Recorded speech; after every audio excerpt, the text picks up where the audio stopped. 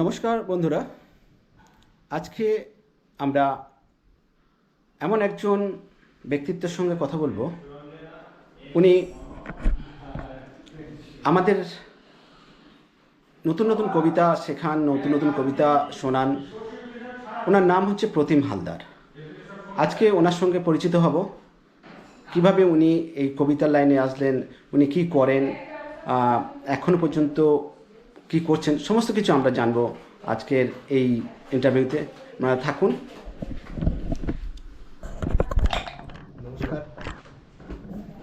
আপনাদের এই চ্যানেলের প্রত্যেক দর্শককে আমার প্রণাম এবং ভালোবাসা। আপনারা অবশ্যই এই চ্যানেলটাকে সাবস্ক্রাইব করুন আর আমাদের সঙ্গে থাকুন, এবং এইটুকু শুধু বলার।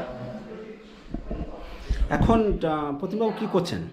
দেখুন, আমি মূলত লেখালেখি করি, বিশেষ করে কবিতাটা লিখি, কবিতা লিখতে চাই, এবং মনে করি যে বাঙালির মানে জিনগত জেনেটিকভাবে তারা মূলত সাহিত্য চর্চা করে আসছে, কবিতা চর্চা করে আসছে, এবং এটা হচ্ছে মূলত বাঙালির প্রকৃতির অবদান এখানকার যে নেচার বা প্রকৃতি বা মানুষকে মানে কবিত্ব সুলভ স্বভাব দেয়। এর কারণ হচ্ছে এখানকার যে ধরে নিন যে আবহাওয়ার সঙ্গে ধরে নিন যে প্রাকৃতিক পরিবেশ, খাদ্যের কোনো অভাব নেই, তারপর ধরে নিন জলের কোনো অভাব নেই।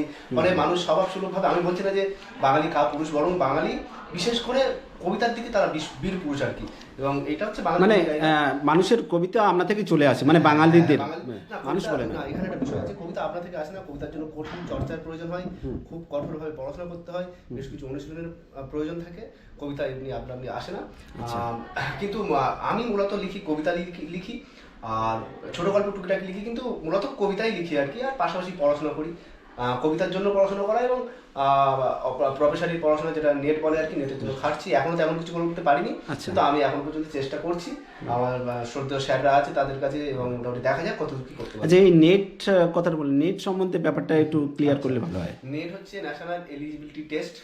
নেট হচ্ছে আপনার একটা এন্ট্রান্স, এবং এটা একটা জাতীয় পরীক্ষা, এবং এই পরীক্ষাতে আপনি পাশ করলে আপনার পিএইচডির অগ্রাধিকার থাকে, এবং পাশাপাশি সিএসসির ইন্টারভিউ দিয়ে আপনি কলেজে চাকরি করতে পারেন।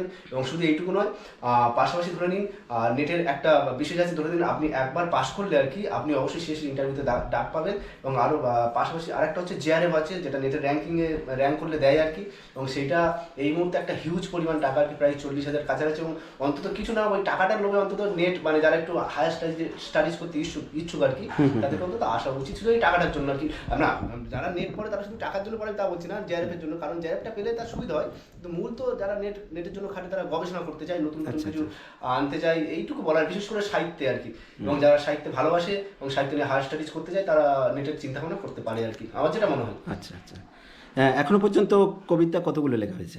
দেখুন, আমি এখানে একজনের উদাহরণ দেবো, দিয়ে আসবো। আমি একজনের কবির বাড়ি গিয়েছিলাম তখন আমি খুব ছোট।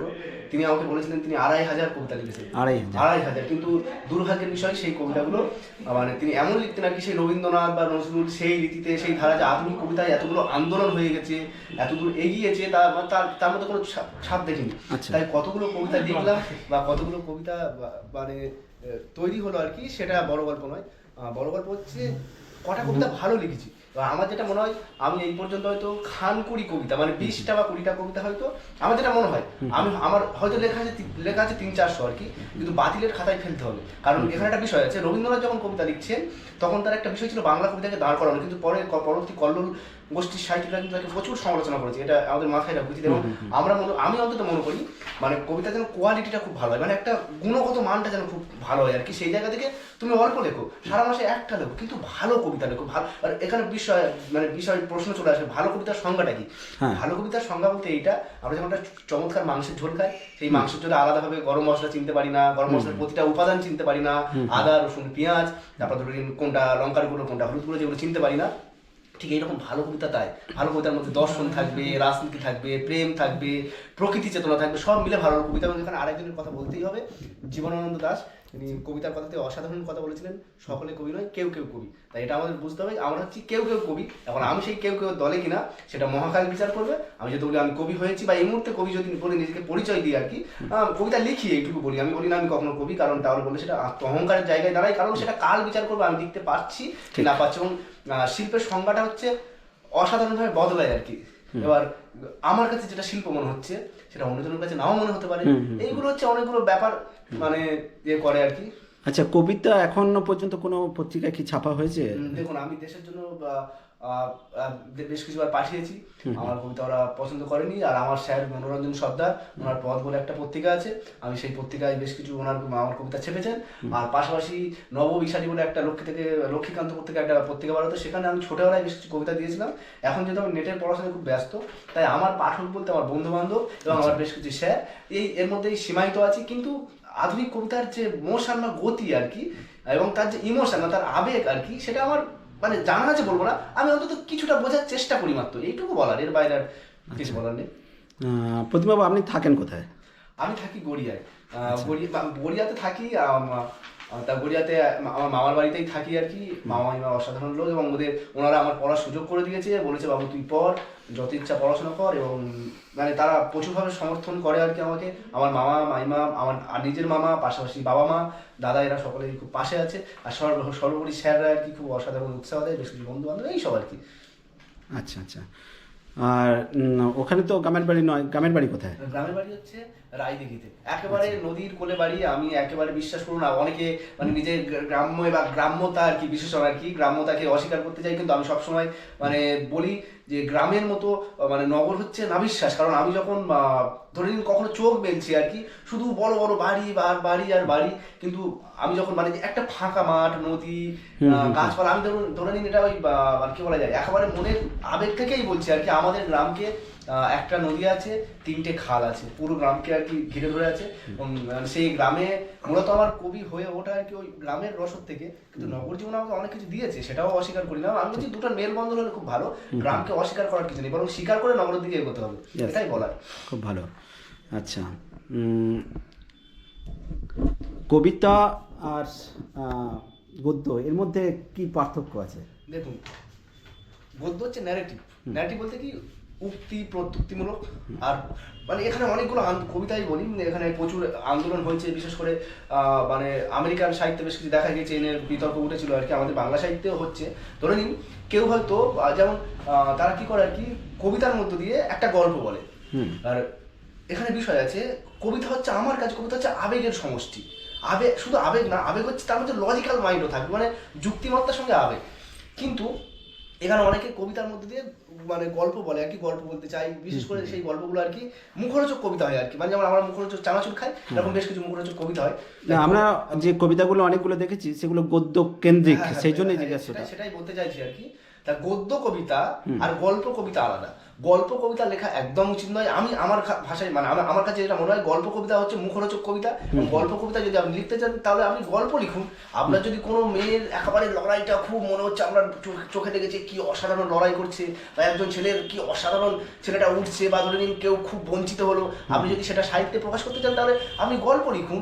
আপনি কবিতা কেন লিখবেন? কবিতা হচ্ছে মানুষের ছোট্ট ছোট্ট দুঃখ, সেই দুঃখকে কবিতায় প্রকাশ করা। কবিতায় বলতে কি, ভাবে একটা মানে কি বলা যায় বলুন তো, আপনি নারকেল পিঠে ধরে নিন, একটা ছাঁচ আছে, একটা ফর্ম আছে আর কি, সেই মানে কবিতাগুলোরও একটা ফর্ম আছে, সেই ফর্মে ফেলে আর কি মানুষ পরিবেশন করার কি, এইটা বলার। আর আমার মনে হয় কবিতা হচ্ছে অনুভূতির সমষ্টি, আর গদ্যের সঙ্গে এইখানে তফাৎ। এবার এখানে প্রশ্ন আসবে, তাহলে কি উপন্যাস বা গল্পে তাহলে কি অনুভূতি প্রকাশ হয় না? হ্যাঁ হয়। সেখানে হয় কেমন না, লেখক, ঔপন্যাসিক বা লেখক বা গল্পকার চলতে চলতে কি করে না, একটা ধারাবাহিকভাবে তিনি চলতে চলতে তার মতামত, তার আবেগ, তার ইমোশন এবং সেই সম্পর্কে তার দর্শন, সেগুলো বলে। কিন্তু ভেবে দেখুন, কবিতায় অত কিছু চলে না। কবিতা হচ্ছে কি, এই মুহূর্তে আমি এই মুহূর্তে কি চাইছি, এই মুহূর্তে আমার ভাবধারা কি, এবং সেইটা আমাকে দেওয়া হচ্ছে। সেখানে অনেকগুলো বিষয় আছে। কবিতা লেখার একটা মূল বড় বিষয় হচ্ছে, যেটা বললাম, আপনার কাল চেতনা তার থাকা খুব প্রয়োজন। মানে অতীতে কি হয়েছে তার সঙ্গে ইতিহাস চেতনা মিশ্রিত থাকবে। আর প্রকৃতি বলতে আপনার চারদিকের মানে প্রকৃতি, নৈসর্গ মানে প্রাকৃতিক দৃশ্য, এগুলো থাকবে। আর তার সঙ্গে কবির মনে একটা বড় হাহাকার থাকে। আর চিরকাল সে বাল্মীকি যখন ওই কৌঞ্চ আর কি কৌঞ্চকে মেরে দিল ব্যাদ আর কি, তাই দেখে যে বাল্মীকির মনে হাহাকার, সেইখান থেকে যে আদি শ্লোকের জন্ম আর কি, মা নিশা তাং প্রতিষ্ঠান শাশ্বতী সমাগম আর কি, বিষয়টা এইরকম আর কি। সেই হাহাকার থেকে কিন্তু কাব্যের জন্ম। কবির মনে হাহাকার থাকে। গল্পকার উপন্যাসের মধ্যে হাহাকার থাকতে পারে, কিন্তু তার যে ফর্ম আর কি, টেকনিকটা সম্পূর্ণ আলাদা। কিন্তু কবিতার ফর্ম সম্পূর্ণ আলাদা, এবং সেখানে মূলত অনুভূতিগুলোই কিন্তু প্রকাশ, এবং ছোট্ট ছোট্ট আকারে প্রকাশ হয়। এটুকু বলা। লাস্ট যেটা, আমরা কি একটা এরকম কবিতা পেতে পারি এখন? এটা বড় সমস্যা করলেন। আচ্ছা ঠিক আছে, অনুরোধ করলে যেমন একটা কবিতা আমি অবশ্যই শোনাতে পারি, জানি না, তবে আমি মমতা দিদির কবিতা খুব ভালোবাসি। আমার যখন মানে খুব খুব আনন্দ করার ইচ্ছা, যখন আনন্দ বলবো না, যেটাকে ফ্রেন্ডশিপ মুড বলে আর কিছু, মন খারাপ হয় খুব, মানে খুব মন খারাপ লাগে এবং খুব কষ্ট হয়, তখন আমি দিদির কবিতা অবশ্যই পড়ি। পড়লে আমার মনটা ভালো হয়ে যায়। আমি প্রত্যেককে পরামর্শ দেবো, সুকুমার রায় তো পড়ুন, পাশাপাশি দিদির কবিতাটা পড়ুন। পড়লে অন্য কিছু নয়, আপনার মন ভালো হবে আর কি, মানে এ পাং ও পাং ঝপাং সবাই ড্যাং ড্যাং। এবং তবে একটা কিন্তু সতর্কী সাবধানীকরণ করার আছে, আপনার দিদির কবিতা পড়বেন কিন্তু ওখান থেকে কিছু নেবেন না, মানে জীবনের আপনি ওখান থেকে কিছু নেওয়ার দরকার নেই, কারণ এপাং এবং ঝপাং করলে খুব অসুবিধা। বরং আপনারা নির্দিষ্ট পথে, ওই যে চর্যাপদ আছে, বামগা ডানগা না গিয়ে একেবারে মধ্যপথে সুষমনাতে চলো। তা আপনাদের আসল সাহিত্য বুঝতে গেলে, আমাদের কালচারটা বুঝতে গেলে আমাদের কিন্তু মূল ধারাবাহিকভাবে চলতে হবে, এবং মূল সাহিত্যের যে নারী আর কি সেটা টিপে রাখতে হবে। তার জন্য অতিরিক্ত পড়াশোনা করার প্রয়োজন, এবং সেটা হচ্ছে আধুনিক কবিতার মূল বিষয় আর কি। তাই দিদির কবিতা কিন্তু মন ভালো হলে পড়তে হবে, এই মন ভালো করার জন্য পড়তে হবে, মানে মুখরোচক চানাচুর মতো, মানে আমরা যেমন সবসময় চানাচুর আমাদের পেট খারাপ হবে আর কি, কিন্তু চানাচুর মাঝে মাঝে কিন্তু ভালো লাগবে দিদির কবিতা, কিন্তু তাই আমার পড়তেই হবে। কিন্তু এখানে বলার বিষয়, আমরা লিখি সিরিয়াস কবিতা, বা বলা যায় আর কি, মানুষের, আমি মনে করি কবিতার মধ্যে যদি আমি চিন্তার কিছু না পাই সে কবিতা পড়বো না, আর আমি যদি অন্য কোনো মানুষকে চিন্তার কিছু খোরাক না দিতে পারি আমি সে কবিতা লিখবো না। ঠিক আছে, এইটুকু আমার বলার বিষয়। আচ্ছা ঠিক আছে, এখন আমরা শুনবো তাহলে কবিতা। আচ্ছা, একটা কবিতা, এটা একটা সনেট। আচ্ছা, এবং এটা হচ্ছে আপনার ফরাসি রীতির সনেট। আমি বাল্মীকির কথাই বক্তব্যে বললাম সাক্ষাৎকারে। বাল্মীকিরই ওই যে আদি শ্লোকের একটা অংশ, যত কঞ্চ দেখমাবধি কবিতাটার নাম। এবং এখানে ছোট্ট শুধু বলি, দামিনী আর কি, মানে রবীন্দ্রনাথের চতুরঙ্গ উপন্যাসের দামিনী যে মহিলা ক্যারেক্টার, আমি তার খুব ভালোবেসে ফেলেছি, এবং চতুরঙ্গ রিসেন্ট পড়েছি এবং সেটা খুব মনের প্রভাব ফেলেছে, এবং তার সঙ্গে আমার জীবনের অনেক কিছু, তা সেইটুকু মিলিয়ে আর কি সনেটটা লেখা। জানি না কি হবে, আপনারা বিচার করবেন। দামিনী, স্বাদ মেটে না, জন্ম জন্মান্তর যায় ডুবে, পূর্ণিমা থেকে আরেক পূর্ণিমা কাটে রুগ্ন চাদরে একা। সমুদ্রের গান কোন ঋষি আমাকে শেখাবে, শ্বশুর আমার, যত মেয়ের বাবা আছে শহরে।